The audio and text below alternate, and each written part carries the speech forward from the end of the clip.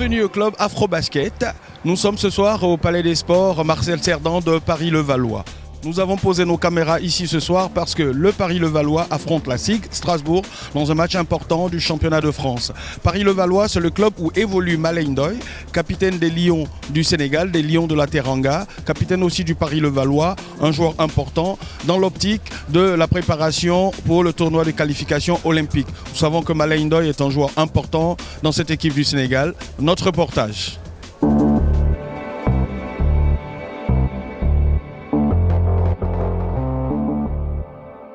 Malé Ndoye, 35 ans, d'origine sénégalaise et du haut de ses 2,03 m, est aujourd'hui un pilier incontestable de l'équipe de basket du Paris-Levallois. Formé dans le Tennessee aux USA pendant ses années lycée, puis à l'University of Furman à Greenville en Caroline du Sud, le Sénégalais Malé Ndoye, évoluant au poste d'ailier, débute sa carrière professionnelle en Europe en s'engageant en 2004 pour le Benfica Lisbonne au Portugal. Mis à l'essai en 2005 par la JDA Dijon afin de remplacer Jerry Williams, Malé met peu de temps à convaincre l'encadrement bourguignon qui décide de le recruter. Il est ensuite transféré au Mans en 2008, puis à Orléans en 2010. Celui-ci finalement rejoint le Paris-Levallois en 2012.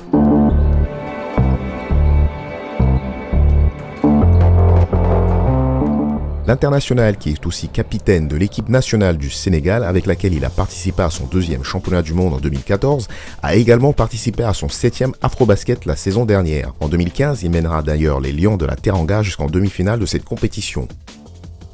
Au sein du Paris-Levallois, Malé, à 35 ans, reste le capitaine à bord. Nous avons rencontré ses coéquipiers et staff au Palais des Sports Marcel Cerdan cet après-midi, avant le match de rencontre contre le SIG de Strasbourg. Bonjour coach, bonjour Frédéric Fotoux, vous êtes l'entraîneur du Paris-Levallois, club de Malé Ndoye. La première question c'est de savoir, pour vous Malé Ndoye c'est quoi, c'est qui? C'est au sein du Paris-Levallois comme un symbole qui vraiment arrive à fédérer les joueurs américains et les joueurs français et créer vraiment ce socle, cette colle qui fait que le groupe vit bien. Qu'est-ce que ça représente de jouer au quotidien, de s'entraîner au quotidien avec lui? Je pense que c'est un honneur. Étant donné que je suis sénégalais, je sais ce qu'il représente au pays. Le capitaine de l'équipe nationale. J'ai la chance de le côtoyer depuis 3 ans maintenant. Il me conseille, il nous pousse. Et je pense qu'au niveau de l'équipe, c'est, on va dire, le vieux sage. Oui. C'est pas le vieux, mais c'est le papa, c'est celui qu'on écoute tout le temps. Quand ça va bien, quand ça va mal, il a toujours eu une oreille à l'écoute. Et donc, je pense qu'il faut toujours un mec comme Malé dans une équipe. Et en plus, les joueurs, quand ils ont un problème, quelque chose de demandé ou vers qui se tourner, naturellement, ils vont tous vers Malé, qu'ils soient français ou étrangers. Et ça, j'avoue que pour un coach, c'est bien d'avoir un joueur référent dans les vestiaires, mais pour prendre un petit peu la température du groupe et des fois pour communiquer avec certains ou par exemple les Américains, la langue est des fois un peu compliquée pour bien se comprendre. Et avec Malé, ça facilite beaucoup de choses. C'est un joueur qui, malgré son âge, continue à performer, donc c'est toujours impressionnant de le voir. Et voilà, je m'entends bien avec lui, donc c'est un bon gars. En dehors de ses qualités humaines, parce que beaucoup parlent de ses qualités humaines, mais ses qualités de basketteur pour vous, ce serait quoi? Attaque, défense, adresse? C'est un gros shooter, c'est un gros shooter et il a fait toute sa carrière sur du gros shoot à 3 points, avec des bonnes qualités défensives aussi. Ouais. C'est pour ça qu'il est encore à plus de 30 ans au meilleur niveau en Pro A. Donc il a beaucoup de qualités, surtout ses qualités de 3 points et ses qualités de jeu de haut panier où il est très très performant avec sa grande taille.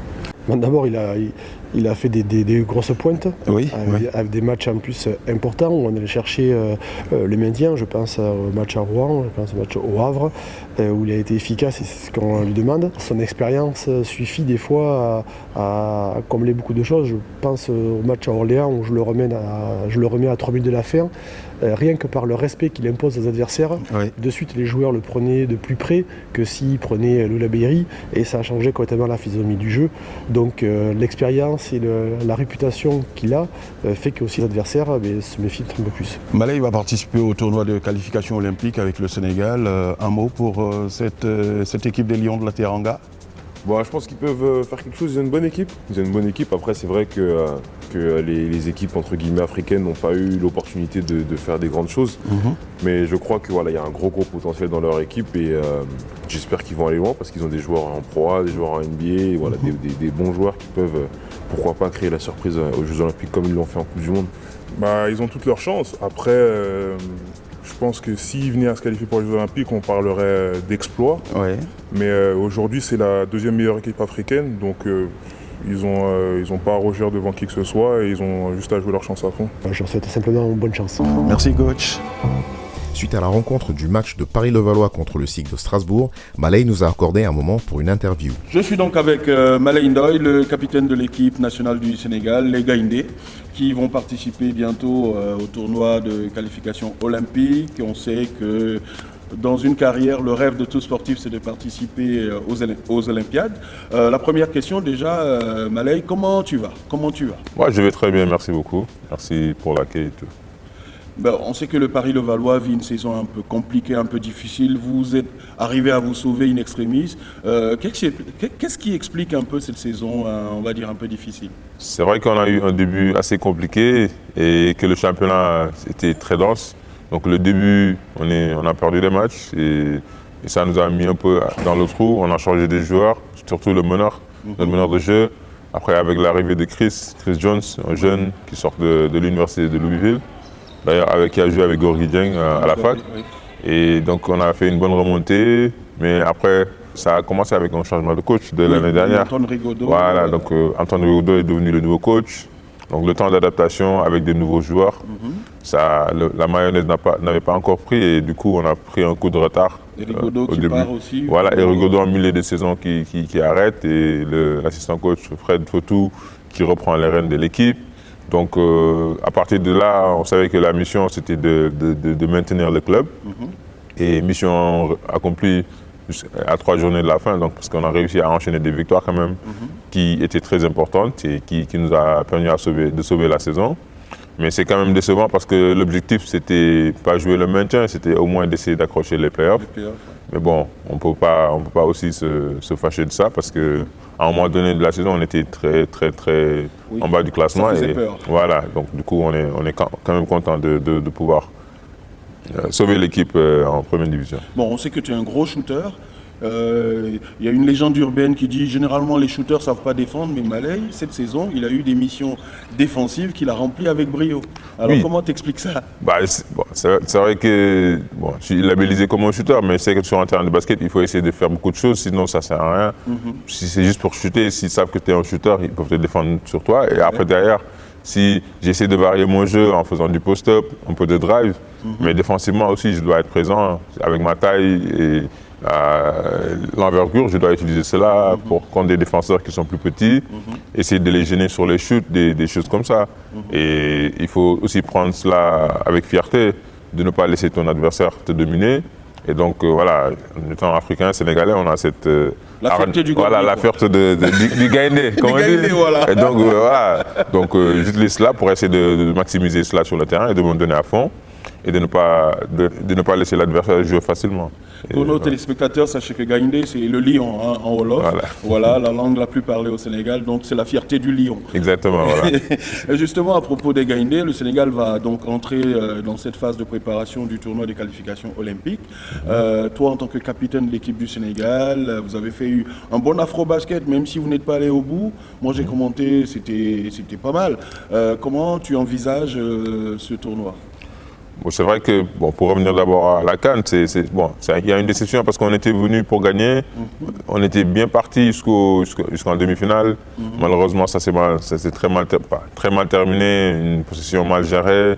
Et voilà, on part en prolongation. Le Nigeria qui avait plus de jus que nous, ils étaient plus fraîches parce qu'on a tiré quand même sur certains joueurs, Gorgui, moi et les autres. Ouais. Bon, on ne peut pas revenir en arrière. Voilà, Mendy. Et donc, du coup, la 3e place, ça a laissé des séquelles. On a vu, on n'a pas joué comme on voulait, parce que la déception était encore là. Maintenant, on a une chance de jouer le TQO pour au moins avoir une chance de jouer les Jeux Olympiques, ce qui est très important dans la carrière d'un joueur. Maintenant aussi, pour revenir à cela, on a changé de coach. mon cher, qui a fait un très bon boulot ces dernières années. Ils ont décidé d'aller dans une autre direction avec un coach espagnol. Ouais. Et donc, on sait tous là, on sait tous comment ça va se passer. C'est un recommencement. Bon, on a donné une liste provisoire. Il y a quand même un noyau qui était là encore. Donc, je pense que le coach et son assistant travaillent avec la Fédé pour travailler un peu sur une certaine continuité quand même, parce qu'on avait une ossature qui était là depuis les championnats du monde et la CAN passée. Ouais. Donc, je pense qu'il va essayer de travailler avec ce groupe pour au moins essayer d'avoir quelque chose là-bas pour ce tournoi et aussi préparer pour le 2017. Oui. Donc, c'est ça l'objectif. Donc, le coach, il n'est pas encore venu, donc on verra quels sont ses plans et son idée de jeu et tout cela. Bon, c'est vrai que le groupe est difficile, il faut un seul qualifié. Est-ce que tu crois à un exploit du Sénégal? Bon, d'abord, il faudra voir comment on va se préparer et l'équipe qu'on va présenter. Je pense que si on présente une équipe quand même assez compétitive, ce que l'on veut faire, bien sûr. Maintenant, sur un match, tout peut se passer. Exact. Et la formule du tournoi est assez, je ne vais pas dire bizarre, mais quand même donne beaucoup de chance. Ouais. Parce que sur les 2 premiers matchs, il faut juste gagner un match pour se qualifier et derrière, prendre les matchs comme des finales. Exact. Tu tombes sur peut-être tu peux tomber sur la France ou les Philippines ou la Nouvelle-Zélande. Ouais. Sur un match, voilà, tout peut se passer. Si tout se passe bien pour nous, tant mieux. Après, on essaie de tout donner sur un match, les prendre match après match. Ouais. Et pourquoi pas créer l'exploit. Et voilà, si on se qualifie, ce sera quand même pour le Sénégal, mais aussi pour l'Afrique. Et donc, on va y aller avec cette mentalité de ne rien lâcher et de prendre match après match pour ne pas avoir de regrets à la fin. Nous, en tout cas, au club Afrobasket, nous, on est chauvins. On souhaite que le Sénégal se qualifie. On souhaite que Malay puisse participer au JO. Maintenant, dernière question. Pour toi, l'avenir, c'est quoi? Déjà, pour revenir juste un peu sur les JO, je sais qu'on n'est pas calculé. On est l'équipe la moins calculée de ce tournoi. Donc, ça va être un atout faveur pour nous parce qu'on va jouer sans pression. Ouais. Et voilà, ils ne vont pas nous connaître 100%. On va amener une équipe différente, avec un coach différent. Donc voilà, on peut utiliser ça aussi à notre avantage. Maintenant, pour ce qui me concerne en équipe nationale, comme j'ai dit, on peut jamais savoir ce qui va se passer dans le futur. Comme on dit, il ne faut jamais dire jamais. Mais maintenant, comme j'avais dit, j'avais un plan de faire la CAN passée et d'essayer de se qualifier pour les JO. Malheureusement, on est obligé de passer par le tournoi pré-olympique. Ouais. Donc je vais faire le tournoi pré-olympique et voir l'aboutissement, ce qu'on va faire. Et puis derrière, je pourrai m'asseoir et réfléchir à ce que je vais faire, surtout pour l'équipe nationale. En tout cas, merci beaucoup Malay. C'est sympa d'avoir répondu à notre invitation. Merci de m'avoir sur le plateau. À bientôt sur le club Afrobasket. Merci. Voici les highlights de la rencontre Paris-Strasbourg.